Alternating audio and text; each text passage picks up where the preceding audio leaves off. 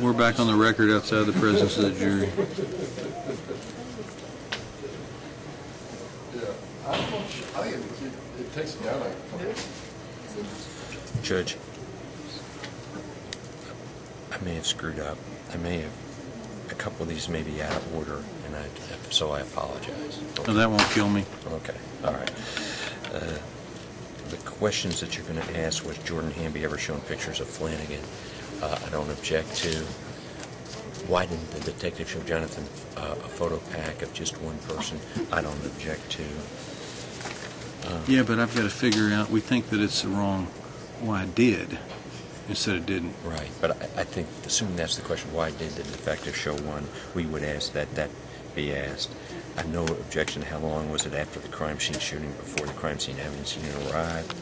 I have no objection to, as every police investigation requires, investigative letter.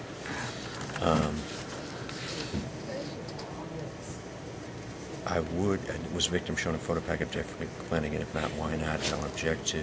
The detective question, I would ask that it at least be asked if he could question Jeffrey Flanagan.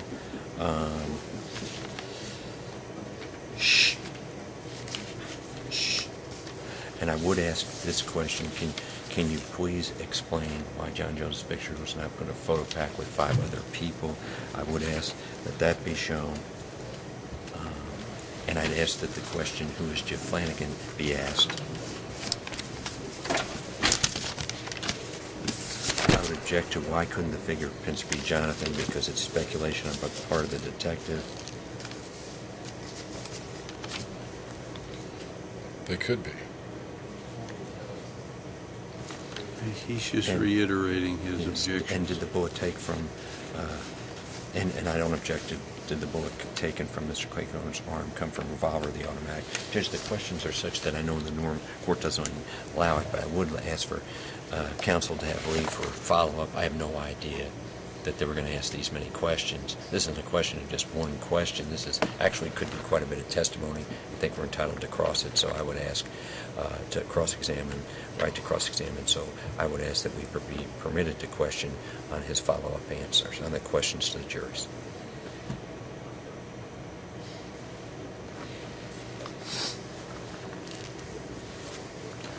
Unless, in the court's opinion, he offers some extraordinary testimony or testimony that may vastly confuse or mislead the jury on some issue, I'm not going to permit counsel to cross-examine or examine further after his answering these questions.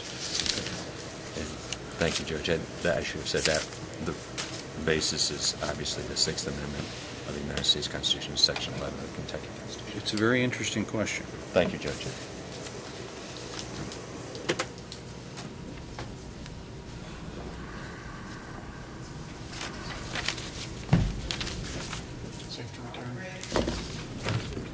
Yes, might as well bring him in, as ready as I'll ever be.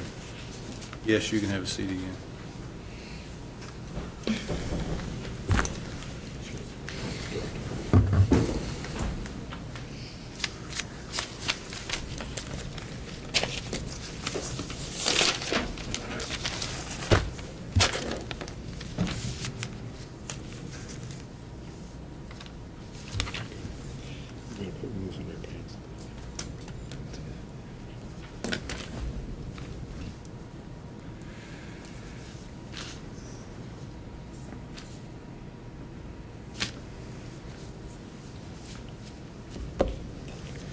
I'm going to bring one of the jurors up here to look at this question, whoever claims it, and ask them at the bench with the noise on.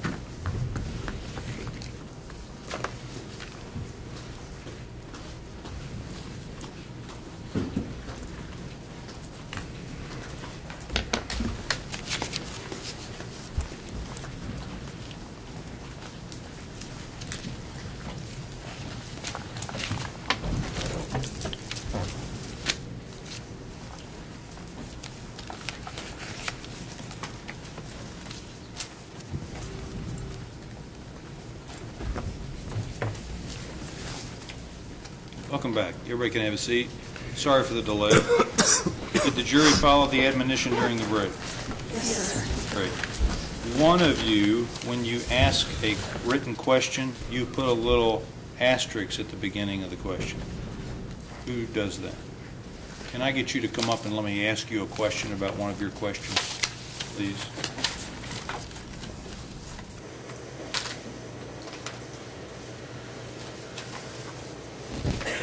Let me let you see it first. Is that yours? Yes. And it says, why didn't the detective show Jonathan a photograph? Oh, I think I'm it sorry. should be why did. Yeah, I'm sorry. Great, thank you very much. Okay. Detective Nart, questions from the jury. Yes, sir. These are presented to you just because of how many we have. I've shuffled, and reshuffled, so they're in no apparent order. Some of the questions I can ask, some I cannot. First question, why did the detective show Jonathan a photo pack of just one person on May the 30th? The picture that I showed him in the office was because he had already named the person that did this to him. That is why I only showed him the picture of Mr. Jones. What color were the blue jeans Mr. Hamby presented? I don't remember if they were blue or black, but they were a dark color, and on the back of them they had a white M, and if you came from and took it inwards, they came from the legs and came around into the seam between the back pockets. Was Jonathan showing any effects from the pain medication during any interviews? The interview in the hospital, as you could tell by listening to the tape, he was groggy, he was in pain, and they were just getting ready to take him to surgery. I don't know what medicines they gave him before then. But other than that, I'm not aware of him being on any medicines. He was in a clear and lucid mind when we spoke the other, I believe, 3 times. There are 3 questions. I'm going to read it together totally until and let you answer at one time. Does every police investigation or case require an investigative letter?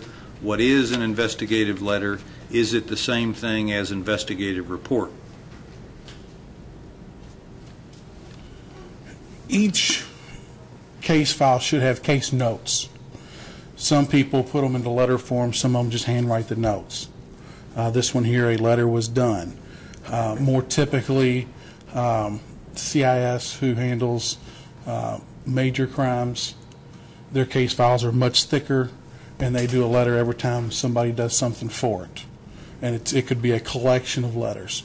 This one here was just done as one letter for collective everything. I don't remember what all the questions were. Does every investigation require an investigative letter? What is an investigative letter? Is it the same thing as an investigative report? Every case file should have either an investigative letter or investigative notes. Not every case, not every district, the districts differ from district to district as to whether they require a letter or just notes. With the system we have now, there's actually a place on the computer where you can type in what you've done, whether it be a telephone call, whether it be an interview, whatever. Here it was all handwritten or typed out in a letter form. I don't understand what they mean by an investigative report. An investigative letter is just kind of like what you've done either at that point or with that specific detail. I think I stated earlier that, you know, whoever the lead is may assign somebody to do this, somebody do that, somebody do that, and whoever did that may write a letter as to what they did. Whoever did that may write letters to what they did, and those letters are all compiled in the file if that's how it's done. Ladies and gentlemen of the jury, let the court also inform you that you will note that you've heard a great deal of questions and answers, testimony about investigative letters, police reports, statements that or interviews that were typed up when the lawyers and the witnesses were looking at transcripts. It may seem odd, but under the Kentucky evidence rules, police reports generally are not admissible into evidence, so that's why you haven't and won't receive a copy of those. Next question. Was Jordan Hamby ever shown pictures of Jeff Flanagan? If so, when? To my knowledge, the only time he was shown a picture of Mr. Flanagan, I never showed him one. I know Mr. Eggert showed him in court. Before then, I don't know if he'd ever seen one before or not. Was victim shown a photo of Jeff Flanagan? If not, why not? Mr. Cleghorn was not shown a victim or a picture by me of Mr. Flanagan because I was not aware of Mr. Flanagan. How long was it after shooting before the crime scene evidence unit arrived on the scene?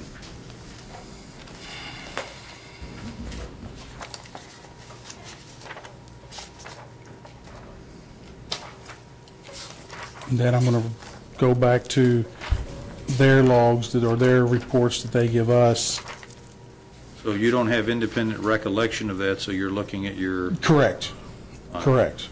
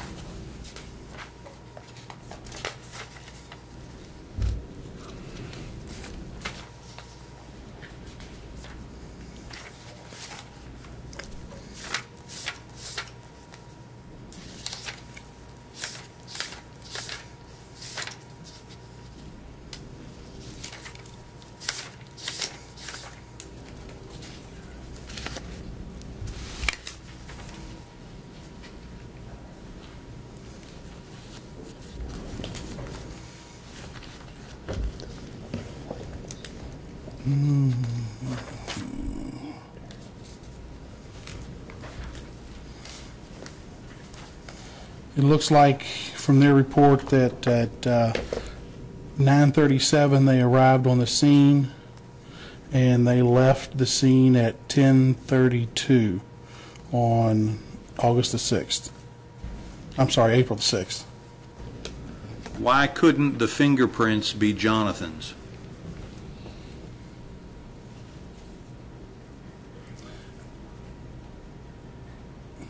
To my knowledge, he does not have any fingerprints that have been entered into the APHIS system.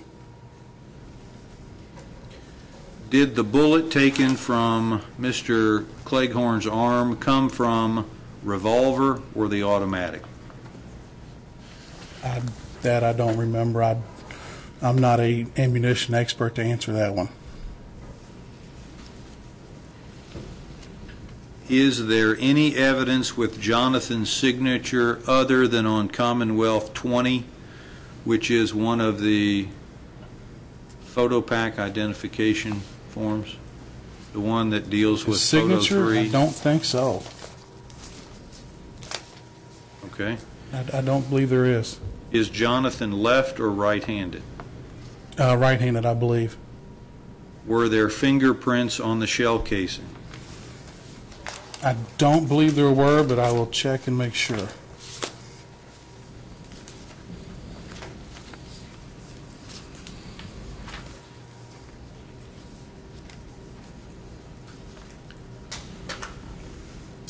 No, sir. According to the report, it says that on 4/7/07, approximately 0020 hours, that exhibit, which was listed as number 6 in here, was processed for latent prints in the CSU office using black powder, obtaining negative results. Did the fingerprints on the car match Mr. Jones? They did not come back as being his. why did you make photo packs using juveniles when Jonathan testified the shooter was 18 to 20? Because we had given information that the juveniles may have been involved. That's why we had that information that he could be suspects. Because we had that information, you have to go forward with it.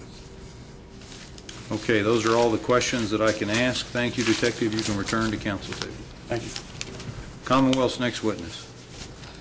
Judge, we move to introduce anything that we haven't to date, and that would be the case. Okay. My review of the exhibit logs indicates that the Commonwealth has had introduced all exhibits that were tendered. Those are Commonwealth Exhibits 1 through 36. Ladies and gentlemen, the Commonwealth is resting its case. If I can have counsel up here just a moment, please.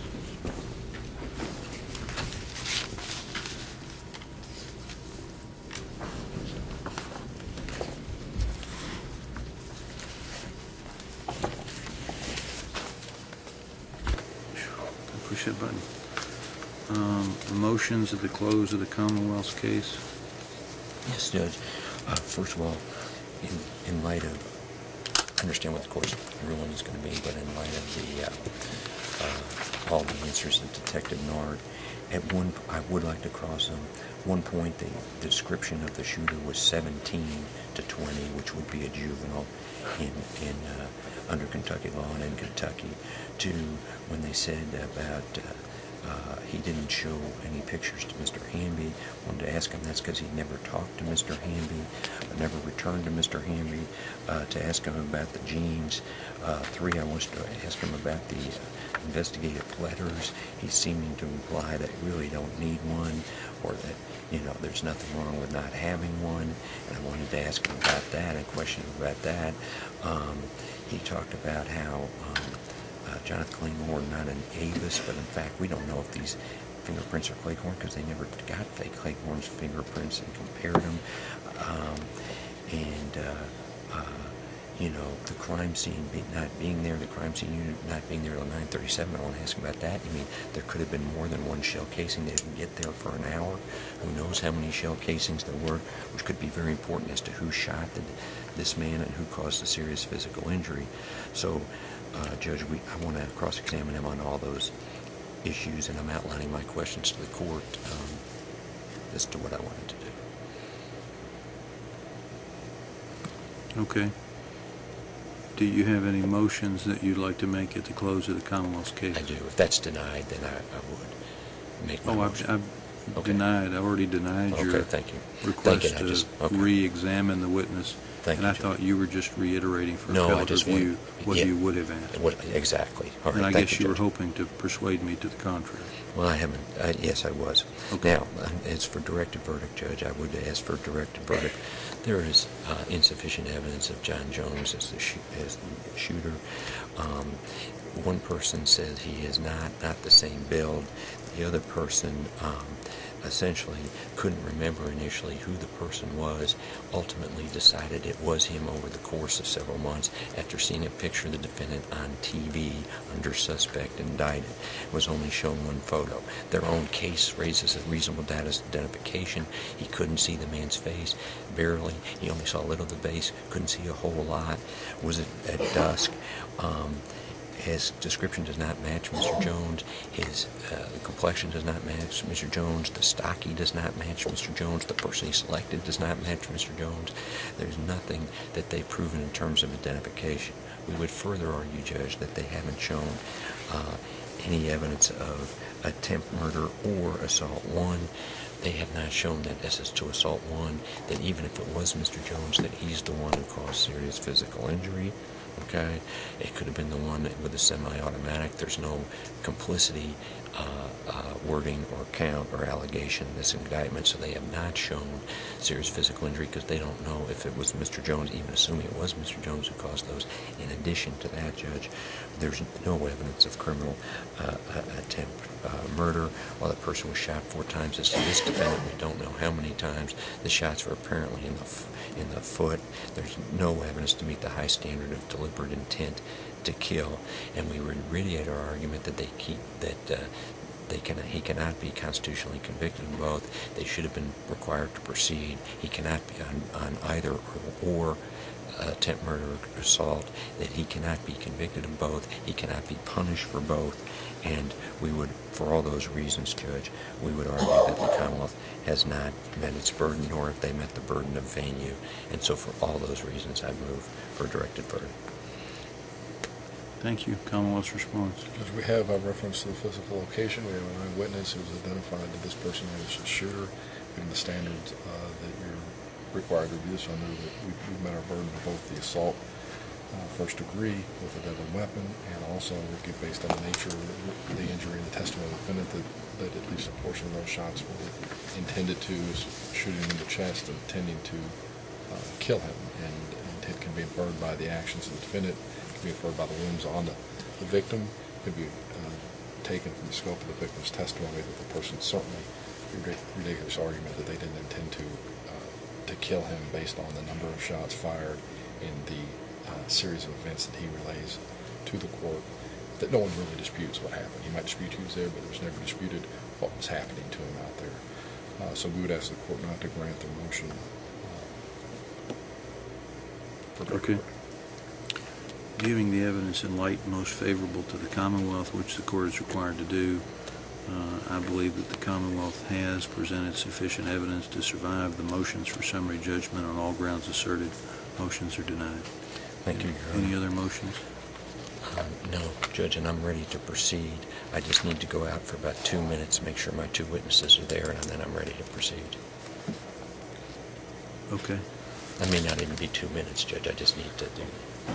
What about in terms of this video that you've never seen and never looked at, never going to sit on? Is that, Well, have what you I thought cured is, that with no, I thought what we do is get these witnesses on, and then after the jury breaks, we can We're look going at to have this. more proof tomorrow? Well, the most I'd have, Judge, is probably a 5-second snippet from Wave. Okay? You're going to put your expert on? I'm hoping to do it today.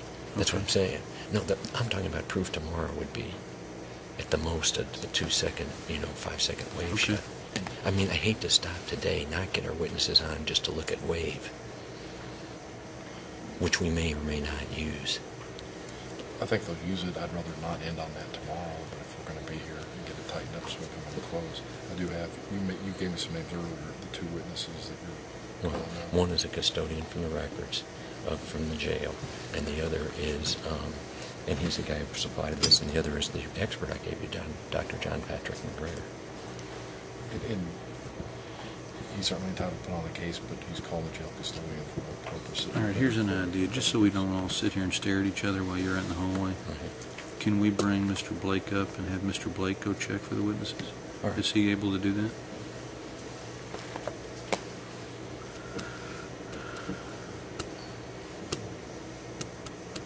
It's just so uncomfortable when we sit here and do nothing.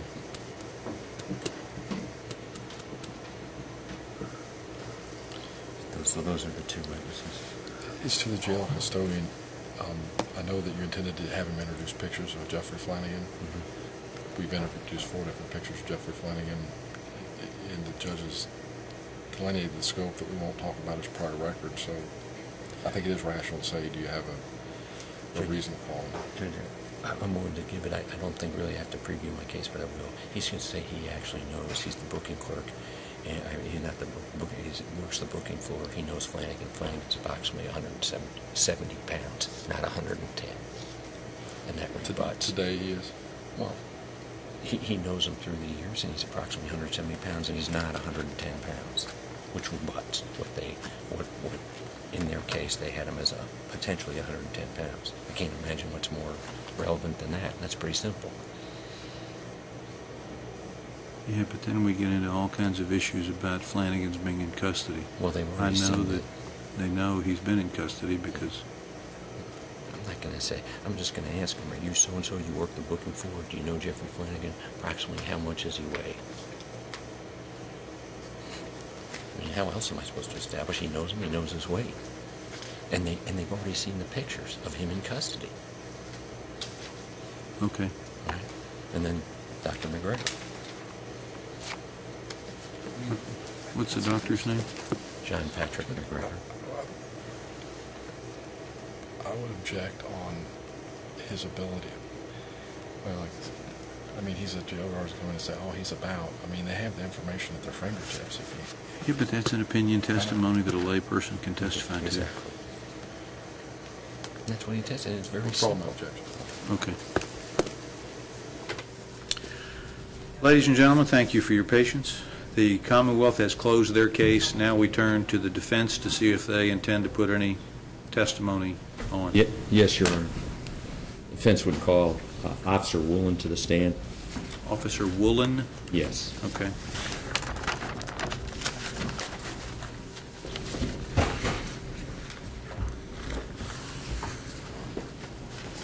Officer, if you'll come up to the witness stand, please. Good afternoon. Before you have a seat, I'm going to place you under oath. If you'd be kind enough to raise your right hand. Do you swear or affirm that the testimony you're about to give will be truthful? Yes, sir. Thank you. Have a seat. Be comfortable. I encourage you to sit up close to the microphone. It's adjustable for your height. What are you laughing at? That be comfortable part? It never works. Keep your voice up good and loud so we can all hear your testimony. Officer, could you state your name for the record? Officer Michael Woolen, And where do you work? Louisville Metro Department of Corrections. And what do you do there? I'm basically a booking officer. I book people in, photos, fingerprints, whatever needs to be done when the person gets arrested. And do you know Mr. Jeffrey Flanagan? I've passed him. Yes, sir, I know him. All right. And are you familiar with his approximate weight? Well, it averages between 160, 170 pounds. Okay. Is it 110 pounds? No, sir. He's approximately 160 to 170 pounds. Is that correct? Yes, sir. And the Jeffrey Flanagan we're talking about is that this gentleman here, Commonwealth's Exhibit 35. Yes, sir, that's Mr. Flanagan. In fact, did you help provide the photos of Mr. Flanagan that are in court today? Yes, sir, I did. Thank you. Nothing further. Cross-examination. Sir, about 165, 170 pounds, fair. Is that about fair? His weight? Yes, sir. Yes. Yes, sir. Okay. When someone enters information into your system, does that always by a scale or anything, or does sometimes you just take it somebody's word for it when it goes in the system? Basically, you ask them when they come in what their height, weight, generally. It's basically what we get from the citation. Okay. So some of the information that's contained in records may not be accurate, may be put in accurately, but the initial source of the information may not be accurate. Yeah, that's true. Right. In this case, since you're familiar with him, about 5 foot 10 inches tall, roughly there. Yeah, he roughly runs between 5'9" to 5'11".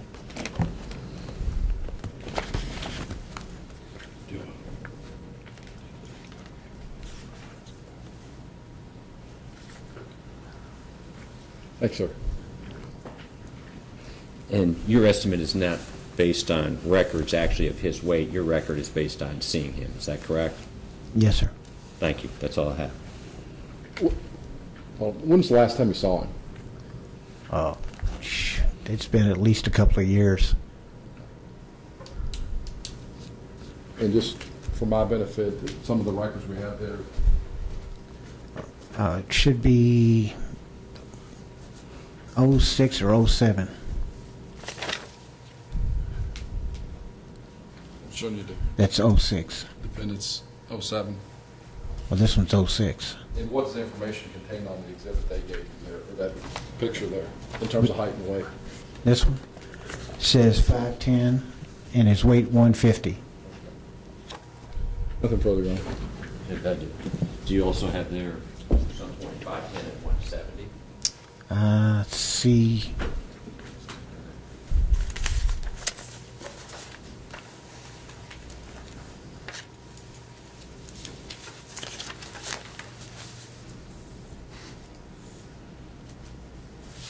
showing you Defendant's Exhibit 6.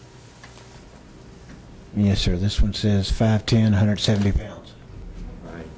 And he talked about a couple years, just looking through there, are there any here from, I think one is marked.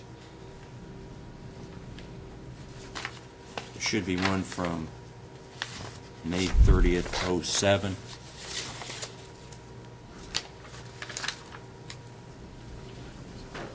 Someone want to help me out? I think it's the one sitting on the table, Mr. Harris. There is one from May 30th, 07. It's written somewhere. Right under the picture. Right here. Is there one from May 30th, 07, Commonwealth's Exhibit?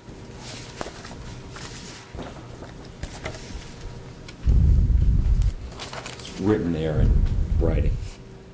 Yeah, this one says height 5'8", weight 110. Okay, and that's not right, is it? No, sir. But that picture is from 5/30/07. Yes, sir. Nothing further. The one weight where you have 170, what was the date of that picture? Where you say the weight's 170? Oh, it's 6/6 of 05. Okay. And the one that says he's 150 pound, what date was that taken? 11/16 of 2006. A year later? Yes, sir. Okay. Yes, sir. Nothing further, Your Honor. Nothing further. Any questions from the jury of Officer Willens? Officer, thank you very much. You're free to go. Thank you, sir. Defendant's next exhibit, next witness. Yes, we would call Dr. John Patrick McGregor, Your Honor. Okay? Dr. McGregor.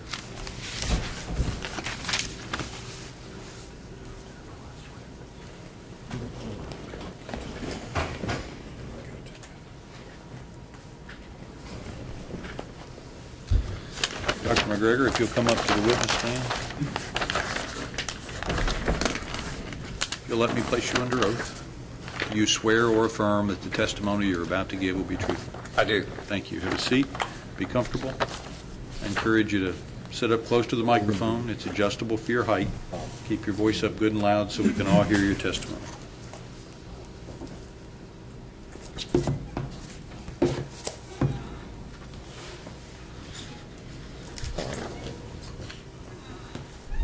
Could you state your name for the record? My name is John Patrick McGregor. And what is your occupation? I'm a licensed psychologist in Kentucky. And how long have you been so licensed? I have been licensed for about 30 years, a little over 30 years. Now, in this talk to you, I want at some point to ask you about memory as it relates to eyewitness identification. But before I do that, I need you to talk about your educational background. Okay.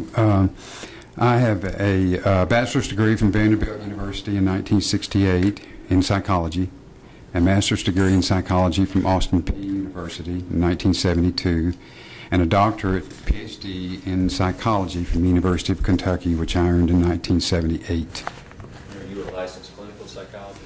I'm a licensed psychologist in Kentucky. The license is generic in the sense that it's not proper to say I'm a licensed clinical psychologist. I'm a licensed psychologist, and I do clinical work. Have done clinical work for the last, as far back as I can remember. Let's start back 1977 through 79. Where did you work? From 1970 to 79. That was well. If we go back a way, I didn't get out of the Army until 1971. Start with Bluegrass Mental Health. I started there in 1973. All right. Okay. And I worked for them from October of 1973 until May of 1977 in Georgetown and Cynthiana for the community mental health centers there, and then from May of '77 till July of '79, I worked as a as a manager or area team leader, as they called it, for the clinic, and that was in Winchester and Stanton, Clark and Powell counties. Direct your attention to the jury. When you talk about clinical services, what kind of clinical services, psychological clinical services, did you help provide during that period of time? Well, I was both a provider and a manager. Personally, my work was in assessment and psychotherapy and counseling services there in the clinic. But we had a staff of 7 or 8 clinicians there, and 3 or 4 clerical staff members that I managed on an administrative level. That included psychologists, social workers, psychiatrists. We did the typical services of a community mental health center in the sense it was an outpatient clinic. We had a partial hospitalization. We ran drug and alcohol treatment courses and treatment activities. I mentioned we had a partial hospital, which was largely aftercare for chronic mentally ill patients. All right. Now, from approximately 79 to 2005, did you engage in private practice in psychology in the Commonwealth of Kentucky? Yes, I did. But my office was, when I went into private practice, I was in Winchester, and I opened my office there. And I had a general clinical practice. I saw patients for treatment. I did a lot of assessment work for disability determinations, for vocational rehabilitation. I did a little bit of work for attorneys, not a lot. A lot of that involved things like disability and so forth. Over the course of over the course of that time until July of 2005, I employed about, well, as many as 7 or 8 psychologists who worked for me. Let me ask you this. In your job from 79 to 2005, is part of a psychologist's job assessing memory? Yes. Is that a pervasive? Right. That's inherent. For one thing, assessment has always been my specialty. And assessment of memory is just a part and parcel of any clinical psychological assessment. Even though I'm not a neuropsychologist, so I'm not looking so specifically at memory as a person who's interested solely in what's called brain behavior relationships, more from a neurological standpoint or a psychoneurological standpoint, but from the standpoint of general functioning. It was always some kind of memory assessment involved. Now, are you also a forensic psychologist? Yes, I am. What is a forensic psychologist? Well, forensic psychology, the short answer is that it's the application of clinical psychology to questions of law. There is a broader definition of that too, but I think most folks who call themselves forensic psychologists would agree with that. And as a forensic psychologist, have you conducted, for example, exams to determine whether a person is competent to stand trial? Yes, hundreds of those. And do those include an assessment of a person's memory? Yes. How well memory is functioning or not functioning? Yes. Correct. Yes. Have you also done, as a forensic psychologist, assessments about memories of children? Yes, I have. I've done assessments for example, children's capacity to testify, which requires them to be able to remember what they've seen.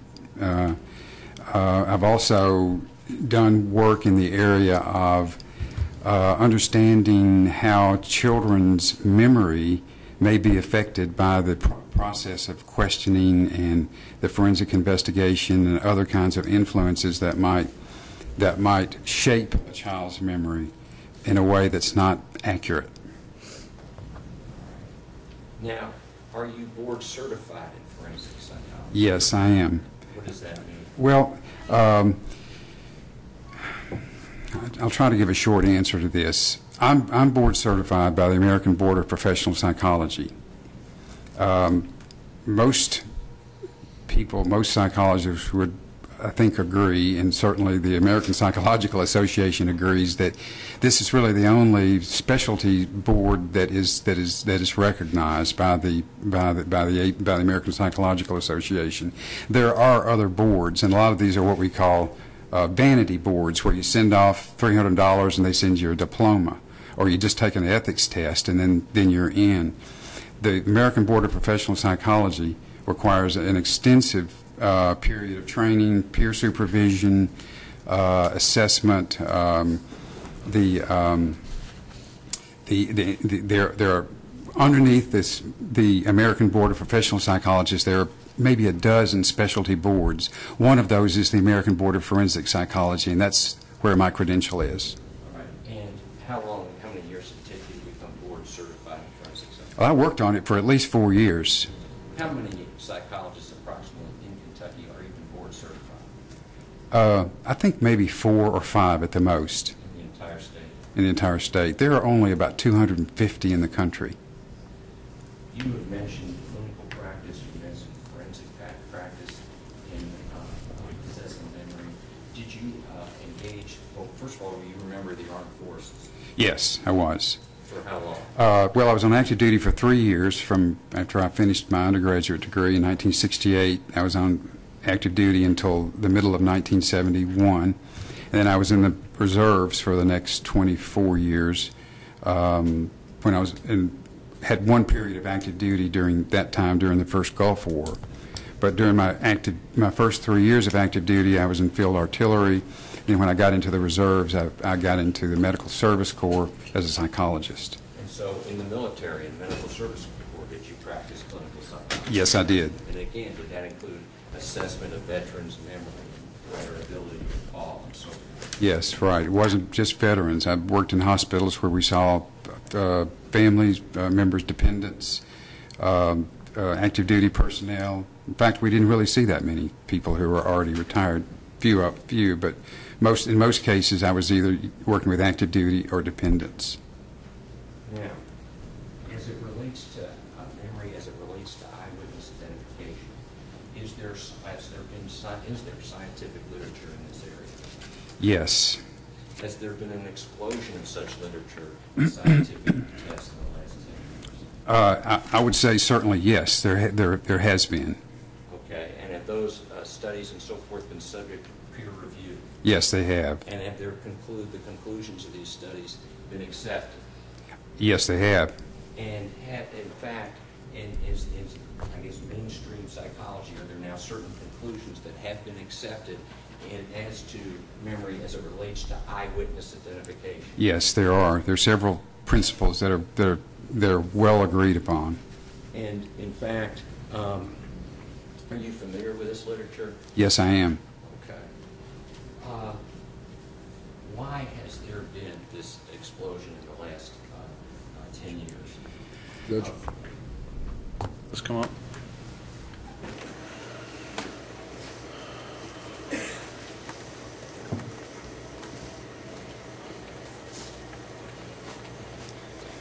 Judge, we didn't address scope beforehand. That's fine.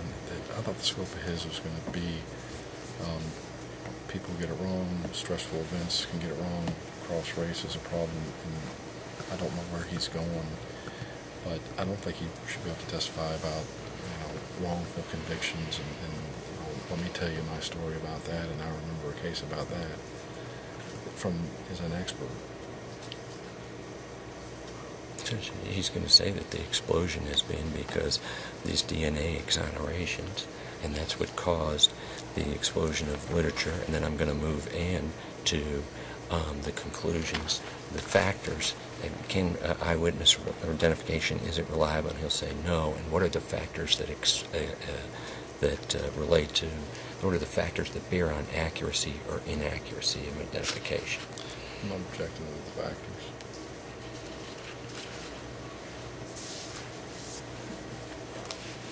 But he hasn't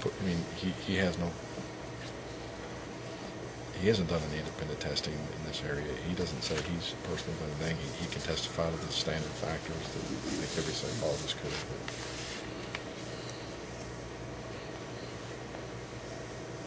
Has he written a written report to you?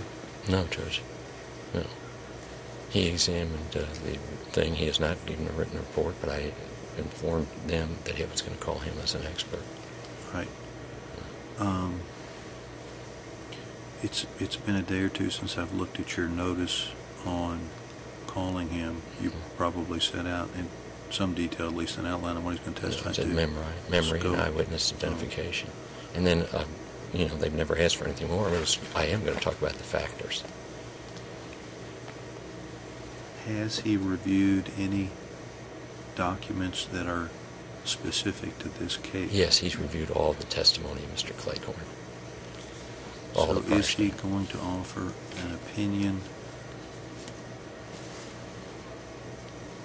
specifically as it relates to Mr. Claycorn's identification in this case? No, he would do two things, Judge. First of all, he would just say that there has been these DNA exonerations caused this growth in scientific studies. Second, he would then go through the factors, okay, that relate to eyewitness identification. Third, he would say he was not present at this scene. He does not know, of course, whether Mr. Claycorn's identification is accurate or not.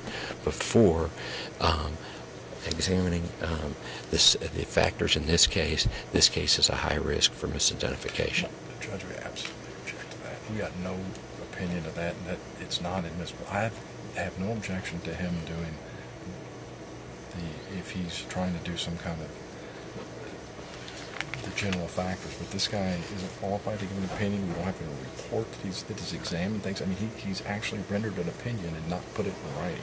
And if he's a member of any of those organizations, they pitch him out for not doing that. No, you don't have to write a report, and often they're Every don't. time you have an opinion, you have to write. No, As a psychologist. he doesn't say that, Judge, that the identification is right or wrong. He says, bearing on the factors, there's a high risk of misidentification, is his opinion. That's the jury's problem issue.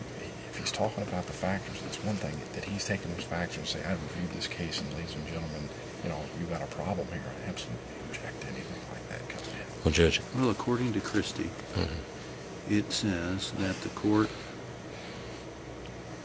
has the discretion under Rule 702 to admit expert witness testimony regarding the reliability of eyewitness identification. That's correct. Number one. Yeah.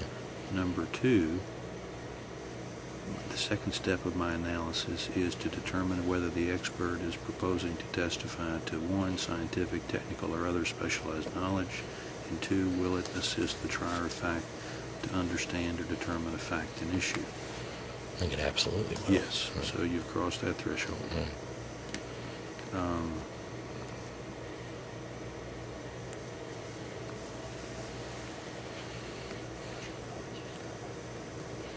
And it also, in paragraph 84, says the record upon which a trial court can make an admissibility decision without a hearing will consist of the proposed experts' reports, affidavits, deposition testimony, existing precedent, and the like.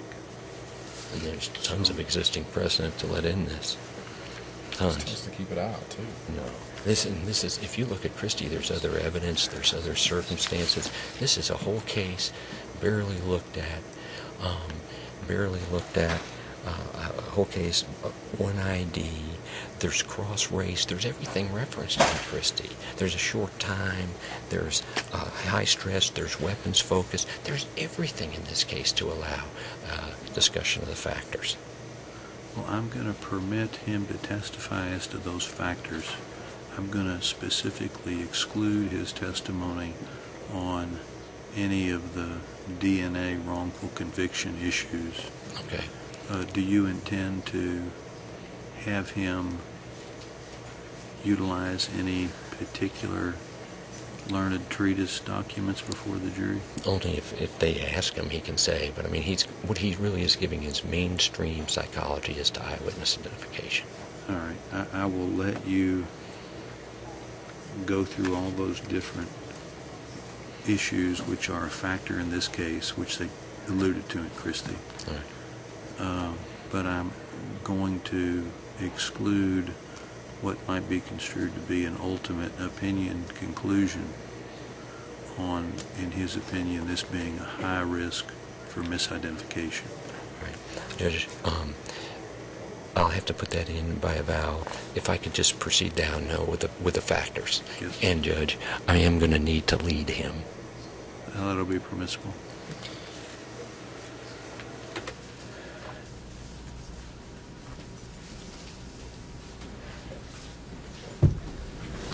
Doctor, what I need you to do, again, if you could look at the jury, is I need to proceed directly and ask you this. According to scientific studies and research and now literature, are there factors that affect the reliability of eyewitness identification? Yes, there are. Okay. All right. And is that just your opinion, or is that the opinion now of experts in the field? That's opinion of researchers in the field who've done scientific studies on these factors. All right. And let's start with some of these factors as it relates to eyewitness identification. All right? Okay. And if we could, what I'd like to do is, first factor, stress. Okay? Is stress a factor? Stress is identified as a factor, right. That. Now let me ask you this. Does stress increase the reliability of identification or decrease it? It decreases the reliability. Okay. Now,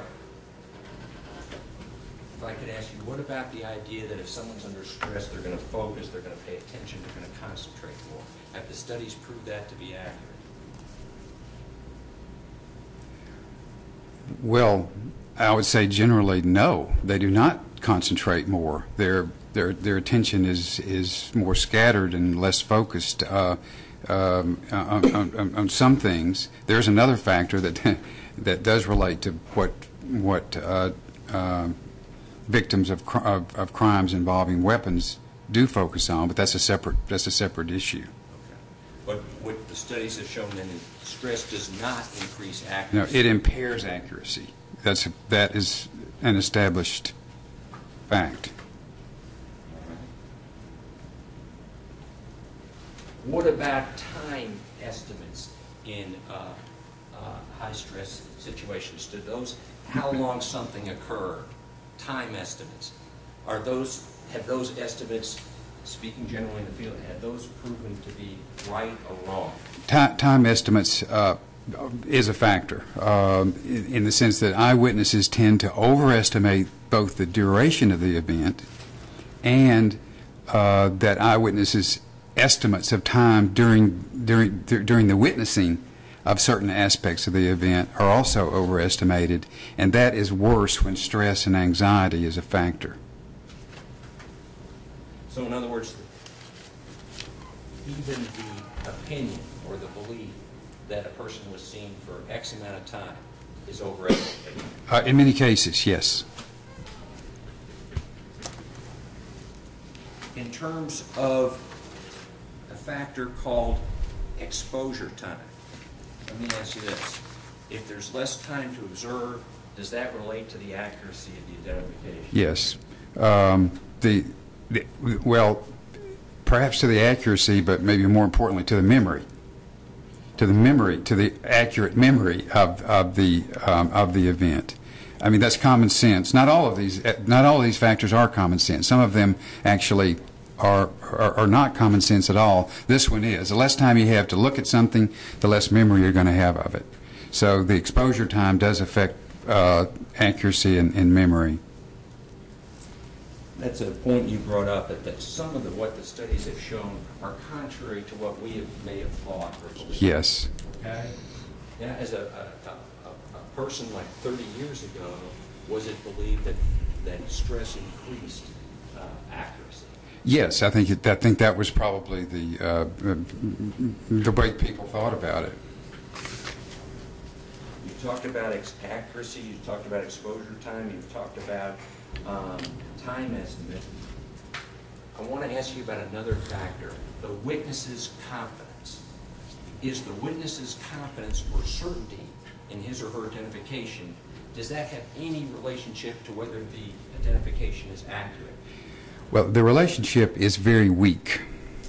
It's stronger in some circumstances than others, but as a general statement, the research shows that there's very little relationship between confidence and accuracy. In other words, if a person is extremely confident of the accuracy, in most cases, the accuracy is not any better than someone who has little confidence at all.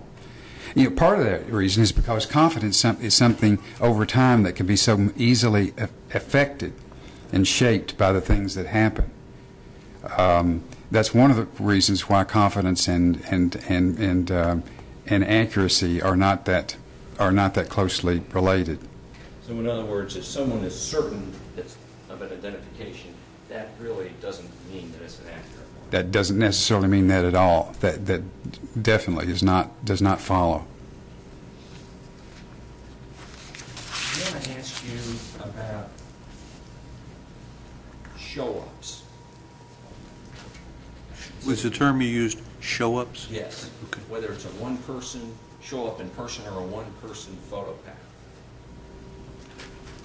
What is the relationship between a one-person show-up and reliability, or a one-person photo pack and reliability? Well, it can be very misleading because if someone shows you one picture, certainly the message behind that is that that's believed to be the culprit in this particular case. A show-up or a one-person photo presentation or a one-person lineup or one person presented in a lineup is not the worst thing that could be done. It's maybe a little better than a bad lineup in some ways, but it still is misleading. In this, I don't know if you want me to go into this in this case, but No, please. okay, but it's not. Generally speaking, it's not good procedure, especially in a case. Well, I'm not sure how specific to be. Okay. Please. Okay.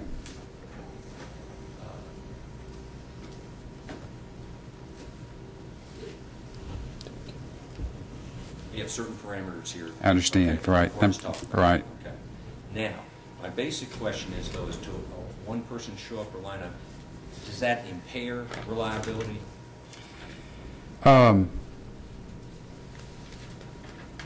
Well, without a specific context, it's a little bit hard to answer that question. I'd say it certainly doesn't help it, and it can impair it. There are risks of impairment. There are risks of impairment. I want to ask you about something called a weapons focus. First, is that one of the factors? Yes. Explain to the jury what is weapons focus. Well, generally speaking, weapons focus is a phenomenon in which, when someone is victim of a crime in which a weapon is used, they tend to look at the weapon and not at anything else, and especially not faces. It is something that, in general, the studies show that the better that a witness can describe peripheral aspects to the face, the less, the poorer their memory is for the face. And that's particularly true when a weapon is involved, because it's not hard to imagine that makes sense, that if someone has a weapon and is threatening you with it, that you would look at that would be your primary focus. And studies show this is one of the most well-researched factors in the literature. As a matter of fact, over and over again, this is the case. All right. So the studies show that the better a person, let's say, can describe weapons, the poorer the identification is of the perpetrator. That's a fair statement.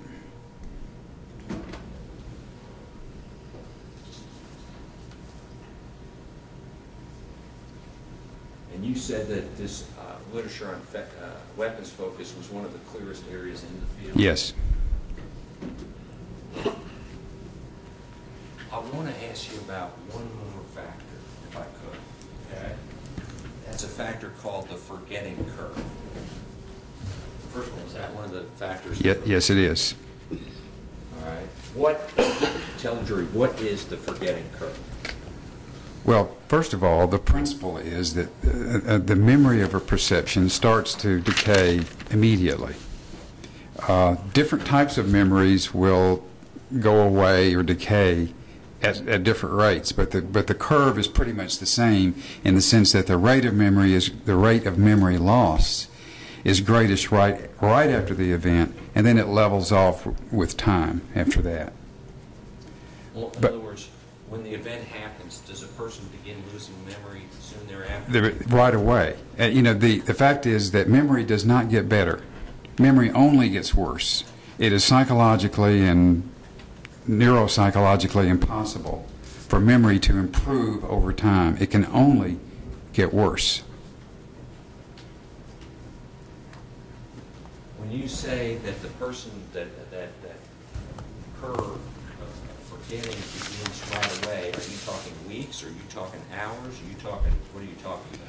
Well, in a sense, you're talking minutes. I'm not sure unfortunately, a lot of the literature in the eyewitness testimony does not go out past a couple of days, so you don't know exactly what the long-term thing looks like. But the research that has been done shows that there's a steep drop-off immediately, and I'm talking about hours going into several days, maybe a week, and the research is week after that.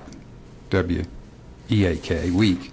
But certainly it drops off right away. You're talking hours, minutes or hours. So your memory doesn't, I guess, grow stronger over 2, 3, 6 months period of time? No, it does not. Is that phenomenon of the learning curve, is that also associated with the memory becoming unreliable? That is, the memory filling in? Right.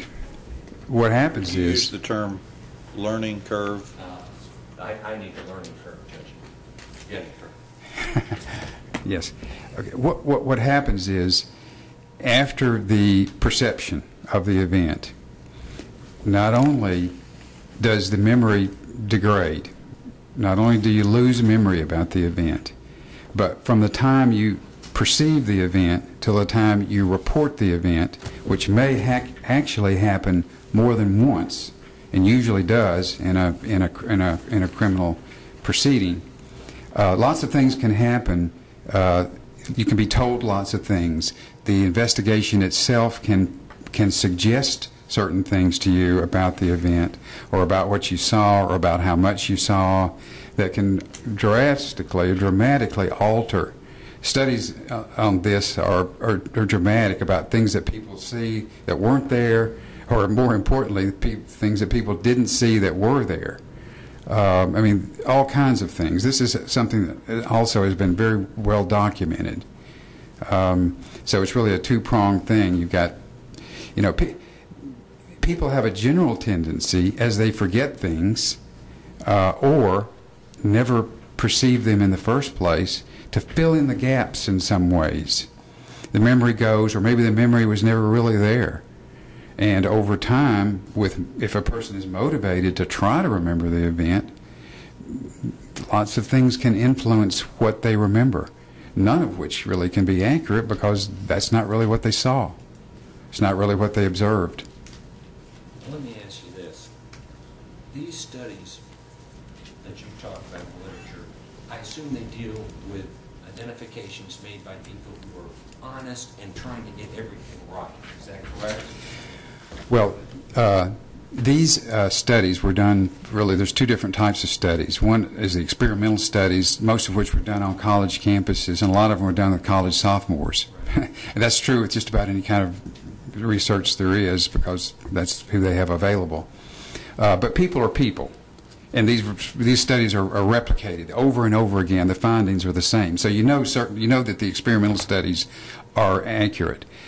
There's another group of studies that are done through archives, looking back through police files, in which they try to determine what kinds of factors are involved. And certainly, in these cases, the witnesses are honest people. They've got no reason, in most cases, have no reason to lie about what they saw and are fairly confident about what they saw in many cases. So, But they're wrong. but they're wrong. They're wrong.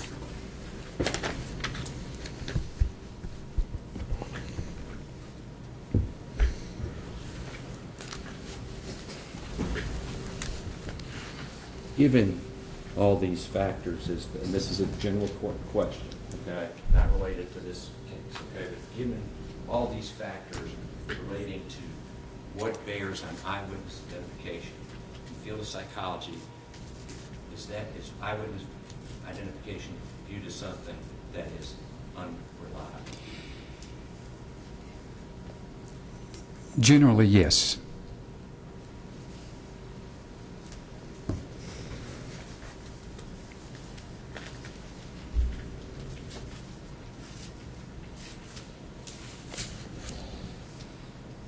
Judge, pursuant to your ruling, those would be my questions. Thank you. Cross-examination.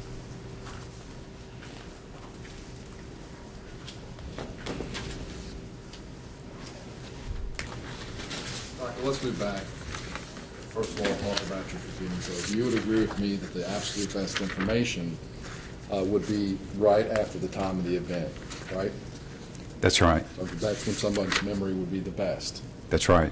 All right, and over time, you're not going to re-remember things. That's your take on it, right? You mean once you've forgotten them? Yes. No, you're not going to re-remember them. In addition to being, remember being best closest to time, you'd agree with me that maybe stress can affect people differently, right? Some people behave differently under stress. Yes. Right? Some people's ability to perceive and witness things around them would deteriorate further than other people's, right? Yes, I think that's a fair statement. Sort of about the individual, who we are as individuals. I mean, there's some certainly there's variations. I mean, the studies have been done on groups. Right. So you're taking and you have in the group you have a bell curve, right? Gosh, I suppose so. You have a norm, right? And then right. Yeah. You have some people that, no matter what situation, always get it right, and you have some people, no matter how low the situation, are always getting it wrong, right? Well, I guess it would depend on what study you're talking about. I mean, sometimes it's like these people got it right and these people got it wrong. There's not necessarily a normal curve in your, in your findings. But I think the principle that you're talking about, I agree with. Time constraints, and you and I would agree that, for the most part, the longer you get to look at something, you're probably going to have a better. Yes. When, I guess at the end of the day, I'd ask you this. You would agree with me that some, based on what you said, some eyewitness identifications are accurate. Some are, yes. Right? Some are I mean, accurate. You may point out different factors that affect everybody when they see an event, but they certainly can be accurate, right? They can be accurate. That's correct. And that accuracy wouldn't be affected any different by someone who said, I'm pretty sure, or I guess so, or I'm absolutely positive, because there's really not a correlation between the accuracy and the certainty, right? That's correct. I want to make sure. Did I say that? I think that's correct. That's a fair statement. All right.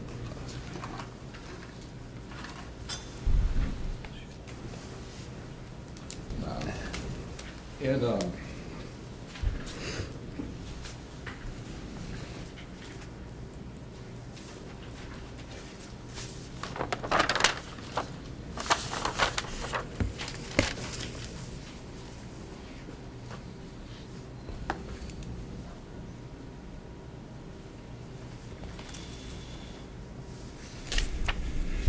moment, John.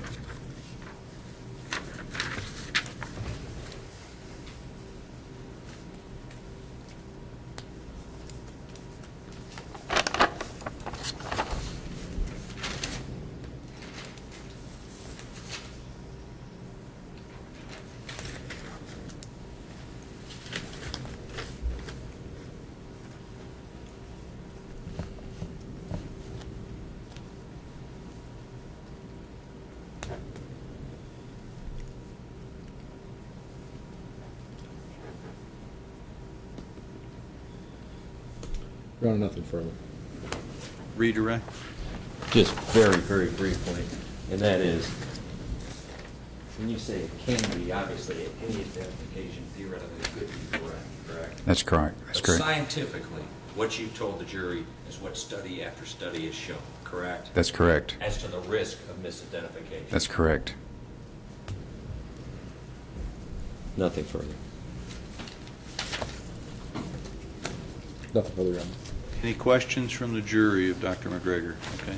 Dr. McGregor, we let the jury ask questions also.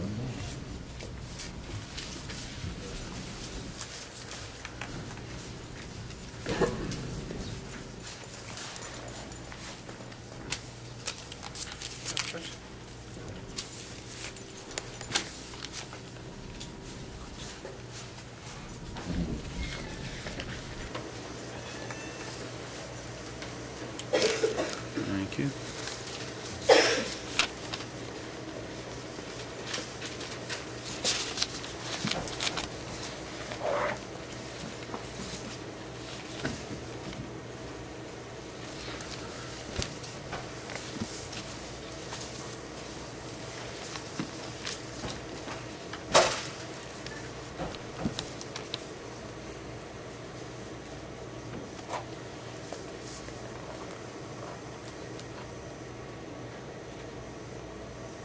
I don't think he'd know that, because I think it would depend on the circumstances.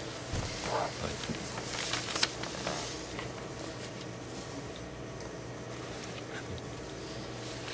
I'll read this from the record. According to the studies, is there a minimum exposure time necessary to make identification reliable, accurate?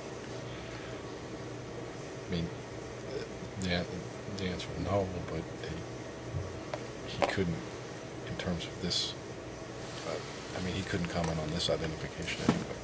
Maybe I'm reading the question wrong.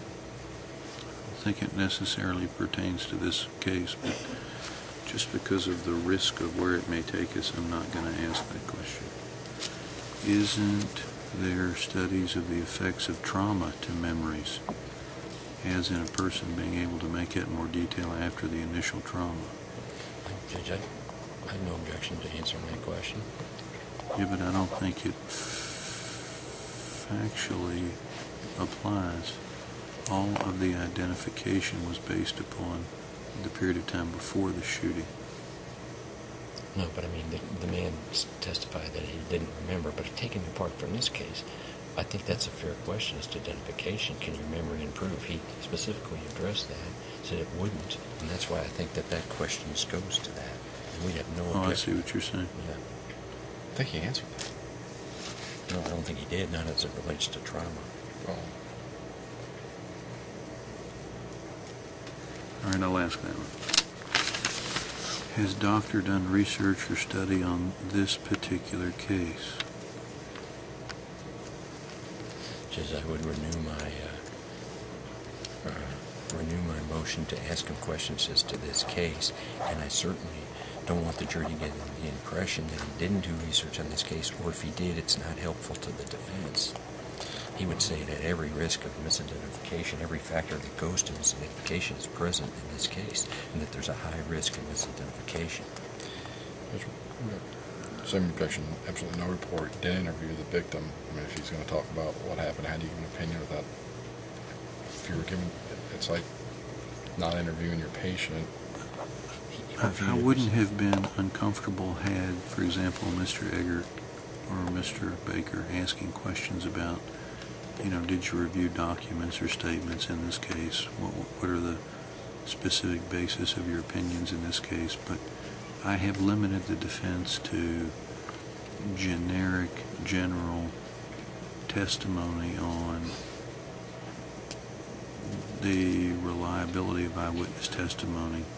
I haven't permitted the witness to give any specific opinions about his conclusions on whether Mr. Cleghorn's identification is good or bad, so I'm not going to ask this question to him.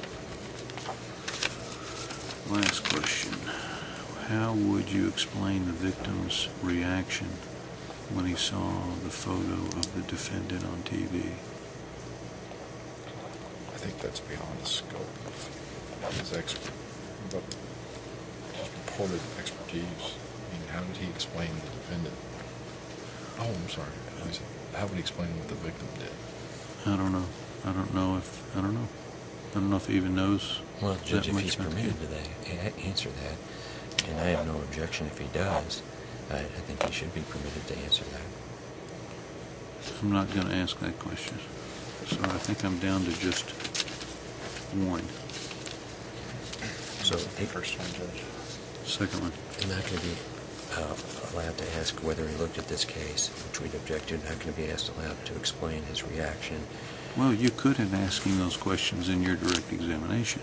Well, except not as to why did Mr. Claycorn react as he did. I don't think I could ask Right. that. No. That's what I was talking about.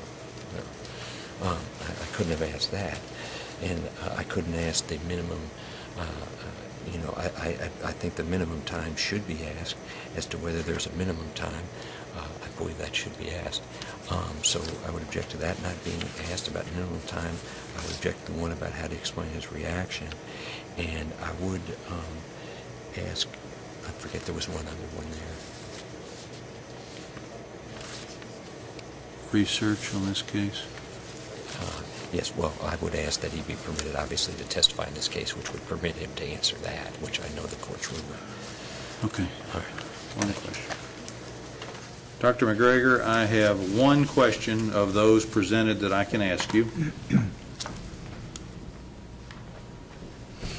Are there studies of the effects of trauma to memories, as in a person being able to make out more detail after the initial trauma?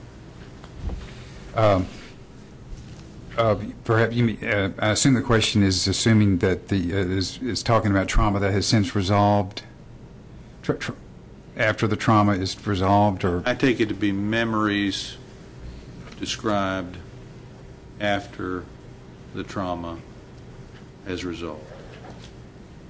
I don't know of any studies specifically about that. I don't think that would affect the forgetting curve. I think the forgetting curve, based on my understanding of the literature, would still be there. I don't think that after the trauma is resolved, I don't think that would change the forgetting curve. I mean, it might make it worse. Okay, thank you. May we release Dr. McGregor? Judge, Oh, that's right.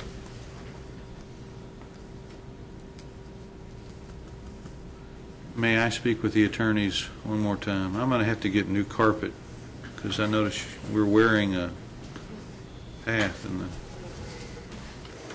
court's carpet. I'm going to suggest we break for the day. That'll give you an opportunity to do the avowal here and the one on Detective Nart, maybe. That'd be fine, Judge. Okay, and we'll resume at 9. That's fine, Judge. Yeah, we could do first. Can we also need to look at what you want to play, Hey. 5 seconds that you want to play. Maybe we can look at this after we do these two avowals. Just want to make sure we get it. Let's Yeah, get it we're- done tomorrow. Yeah, that's Yeah. Tomorrow. Ladies and gentlemen, the attorneys have given me permission to let you go home early again today. Is that okay? Great.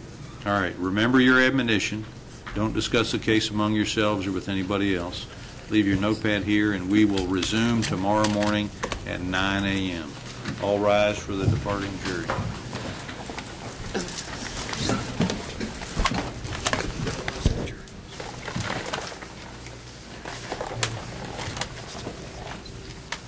Going home.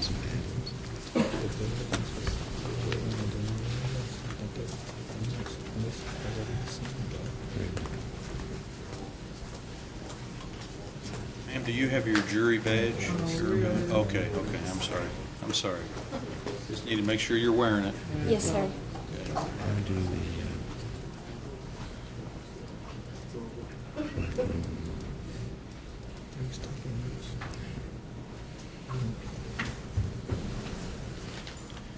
Jury's out of the courtroom. Dr. McGregor, we have retained you because Mr. Egerton would like to put some additional testimony on the record outside the presence of the jury. So you're still under oath. I'm going to let him present some avowal testimony. If I need to give the time a few phone calls, if he's doing his vow, you need. No, I don't. I mean, he's going to get to say whatever he's going to say, so you don't. Okay. Need me just for that. Did you review materials in this case? Yes, I did.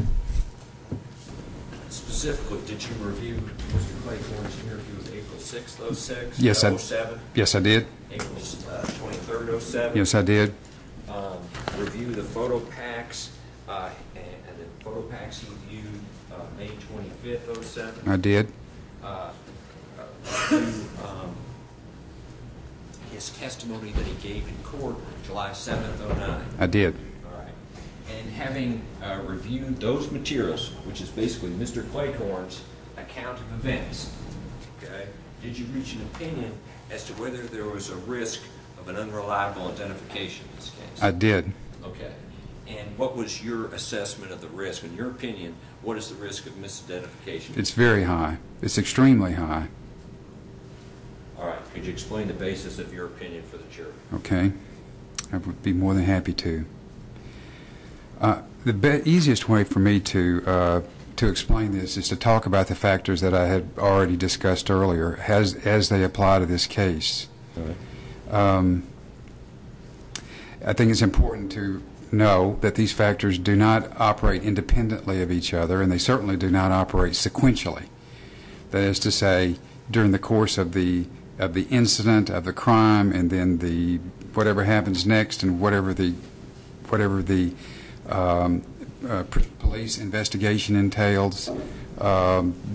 These are not sequential factors. They're often at play at various and sundry times during the process, from the time the individual has the perception, or from the time of the incident until such time as he may report that incident, which may occur more than once, and in this case has occurred more than once. First of all, the first factor that I want to mention is weapons focus. And the best way for me to describe why I think these factors are at risk is to go back to the testimony so that it is revealed of how the testimony changed over time as it relates to because of some of the factors that I'm talking about. But the weapons focus, I'm just going to quote from the transcripts of the interviews. Okay, on April the 6th, 2007, he describes during the interview, which was apparently at the hospital, he was able to provide detailed descriptions of the weapons involved, even including the caliber of the guns and the type of finish that there was on one of the guns. He just called it corroded and chrome on the revolver. Okay, later he said he talked about the fact that he did recall several characteristics, physical characteristics of the person who had shot him, the one with the revolver. But he said he could not remember anything else about that man, quote, because when he pulled the gun out, that's all I looked at. Okay, on April 23rd, 2007, he said that he noted that he talked about the fact that he was wearing a hoodie that, quote, was pulled up over his face and the strings pulled a little bit, unquote, unshaven with, quote, really curly hair, even for a black man, curly hair on his chin, and, quote, fairly, unquote, dark skin, but nothing beyond that because, quote, he pulled the gun out very quickly, and that was basically, was right when he turned around, he had the gun.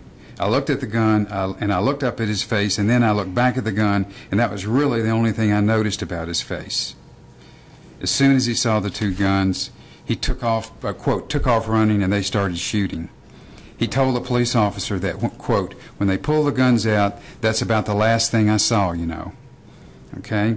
On July 7th of this year, 2009, he said that he looked directly into the face of the man with the revolver for a good 5 to 10 seconds before I started to run.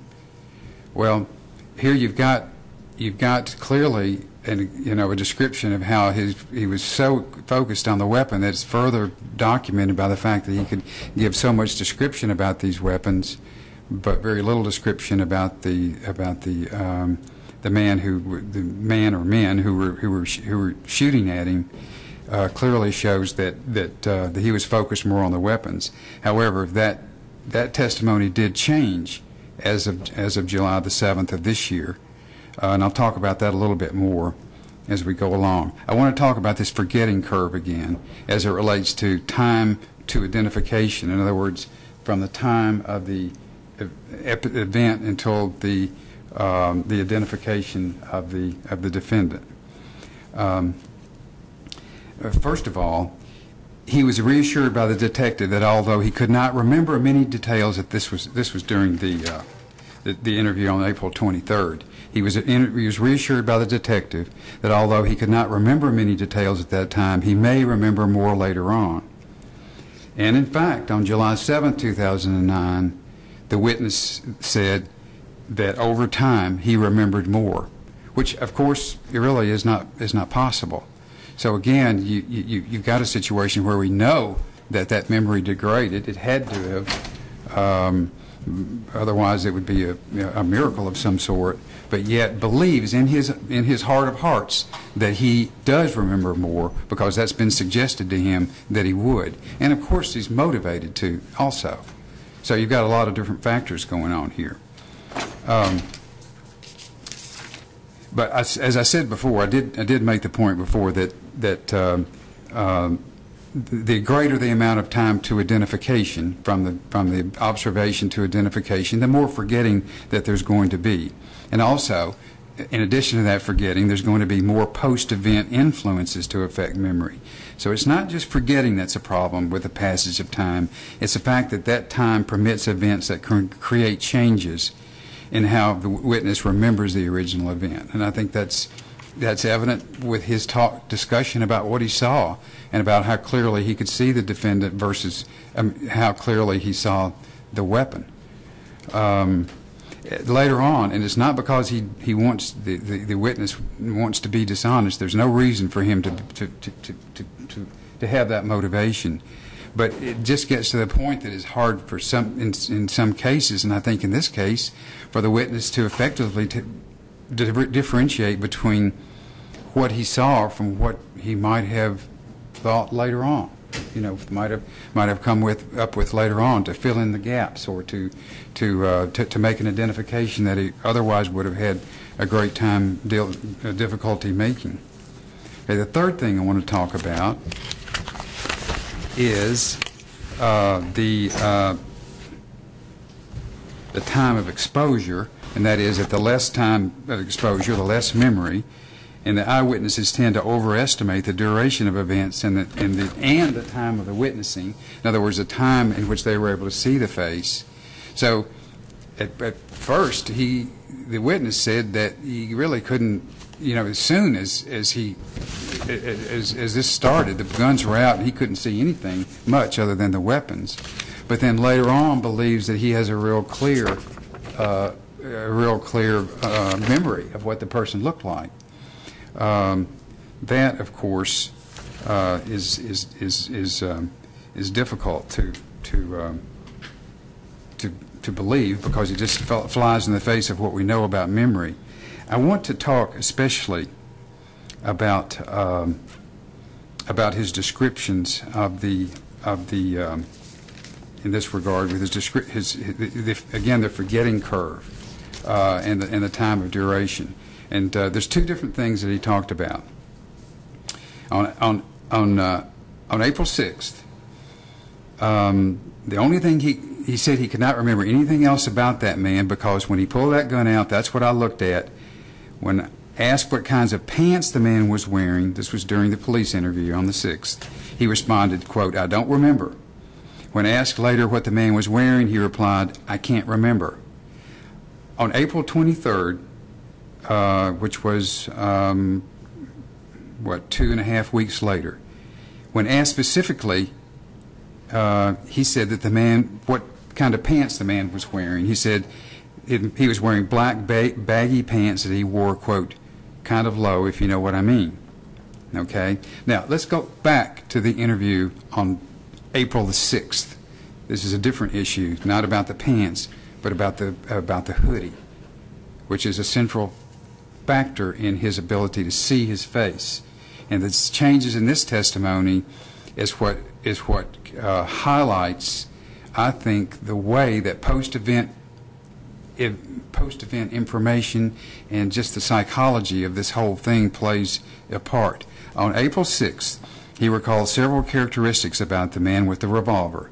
For example, he was a black man, unshaven, about 5'10" inches tall, about 165 to 170 pounds. But he added at that time, quote, "I really couldn't tell. He had his hoodie pulled up and like the strings pulled pretty tight, so I couldn't see a lot of his face." On April 23rd, he said that the hoodie was pulled up over his face and the strings were pulled, quote, "a little bit." On June the 11th, when he identified the defendant as the picture that he had seen on television, and which he also identified as the picture of the defendant, of the face of the defendant that he saw at the time of the event, he said, "That's the guy. I will never forget his face."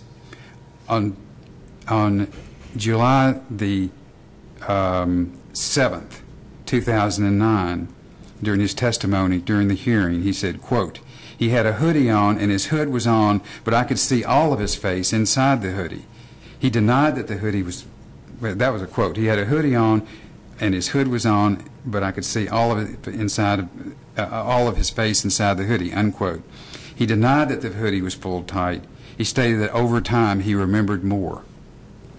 On April 6, 2 years earlier, he said, that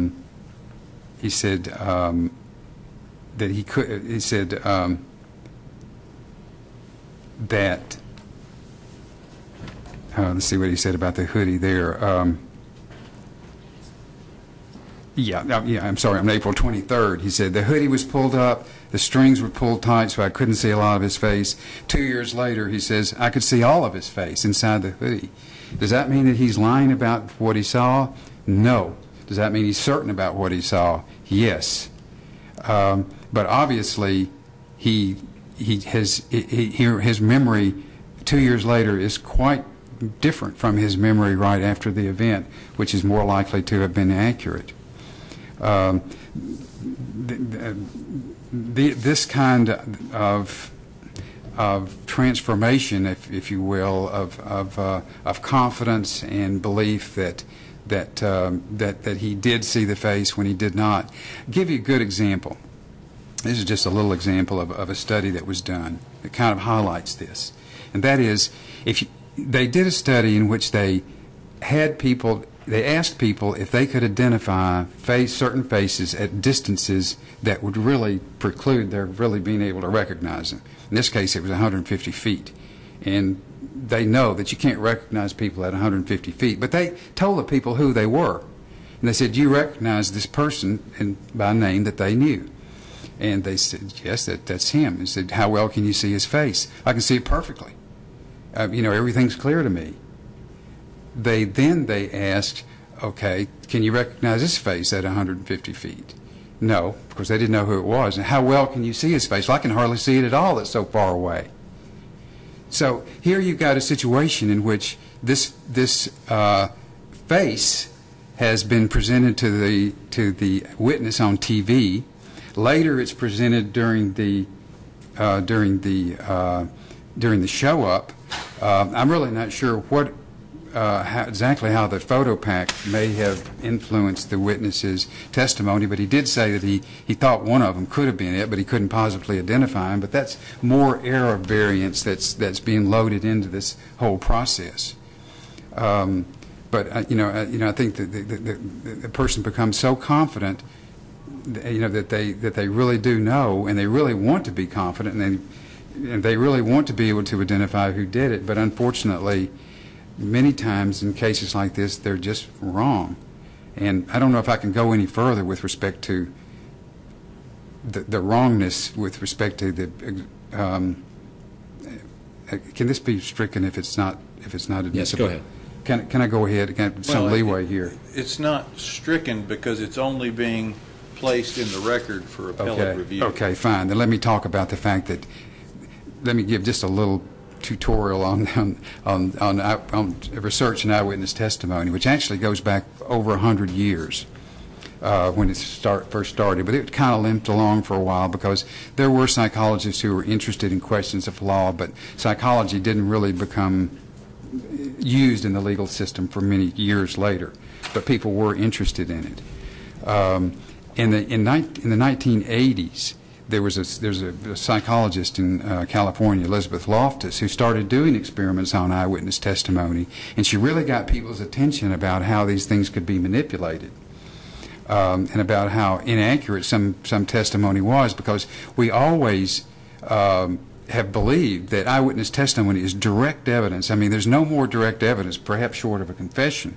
And even that's another story. But as far as sometimes how accurate those are too, and but certainly direct evidence is up there as far as some of the very best evidence and the most believable evidence.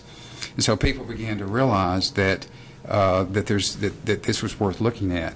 Most of those studies were not done by clinicians or forensic people. They were done by cognitive and experimental psychologists because they were interested in the question, but they appeared in psychology journals, they weren't integrated or did not become part of the legal law reviews or things like that. But what really got everybody's attention was when the DNA exonerations became well known. And I want to give some statistics about that. One group of researchers reviewed 205 cases of defendants that had been wrongly convicted and found that 52% of them included testimony from eyewitnesses that had made mistaken identification. Another author reported that eyewitness errors provide the single most frequent cause of wrongful convictions. A recent examination of the first 40 people in the United States alone who were convicted of crimes but later exonerated on the basis of DNA, evidence found that in 36 cases, 90% of these people, in 90% of these cases, one or more eyewitnesses falsely identified the innocent person. That's a remarkable statistic. But I want to talk about one more thing in that regard. And I don't know what value this is for the record, but maybe a future jury of some sort might be interested in this, and that is the fact that one of these DNA exonerations was a subject of a CBS 60 Minutes program on July 12th of this month. This program actually first aired in March of this year. I believe it's this year, and I saw it then. And it came to my attention that it had re-aired. I looked at part of it on the internet, but I couldn't get the feed. I couldn't get the feed to work exactly, but I did get the transcripts, and pretty much it's exactly what I remember from last March. So I read through the transcripts, but I want to talk about that a little bit. Leslie Stahl was the person that was doing this thing, and she had Elizabeth Loftus on to talk about it, and she also had Gary Wells from the University of Iowa. He's one of the really big people in the field. Those probably are the two biggest names as far as people who do research, and they talked about this. But she reported that 235 people have been exonerated by DNA in this country up to now. More than 3/4 of those people were convicted, at least in part, on the basis of eyewitness testimony. Now, digressing just a little bit away from the program, I want to point out the fact that if we look, there's 235 people that were exonerated. These are people who have been convicted for which there is DNA evidence. Most people who are convicted of crimes, there isn't any DNA evidence, or the DNA evidence that was there is either not usable or lost. So this is just the tip of the iceberg, and that's one of the things, going back to why psychologists, forensic psychologists, are so interested in this subject, is because we know that DNA testimony is so compelling, but yet so unreliable. So to go back to this particular case that Leslie Stahl was talking about, there was a victim in North Carolina, a rape victim, and this was extraordinary because during the commission of the rape, she stated that she had consciously looked at his face as much as she could and tried to remember as much as she could while this horrible assault was taking place. However, in court, she mistakenly identified an innocent man as a perpetrator, even though she was absolutely certain that he was the man. Then, as a very odd turn of events, the actual guilty person in this crime ended up in the same prison as the man who was wrongly convicted, and they did look somewhat alike. Well, they looked a lot alike, and so much alike that people in the prison were calling the innocent man by the other guy's name. And through this process, I'm not sure if they got another trial. On the 60-minute program, they said they got another trial. On another account that I read of this in a journal said that apparently didn't indicate there was a trial, but that it was a hearing to see if she could identify, if she was still saying that the original individual that she identified was correct, as opposed to the real guilty party who was in the courtroom at the time. And she said, yes, the original man that I identified is the man that committed this rape. So he went back to jail, back to prison for another 7 years. He was later exonerated by DNA. The man who was in the courtroom with him was proven to be, through DNA, was shown to be the guilty party. He was in prison for 11 years, but finally got out. I mean, that just highlights not only the numbers, but the real life impact of how eyewitness testimony can be misleading and can have the unfortunate effect of convicting people who are in fact innocent. And that's the rest of my testimony. Okay. Let's segregate or take aside 60 minutes and DNA exonerations. Remove that, okay, from your opinion. These factors, they're individual, or do you look at them all together? You look at them all together.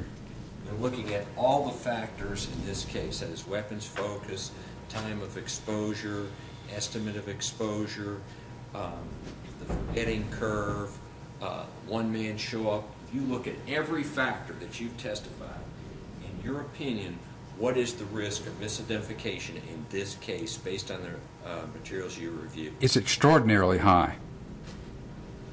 And is that your opinion to, I guess, a reasonable scientific certainty? Yes, it is.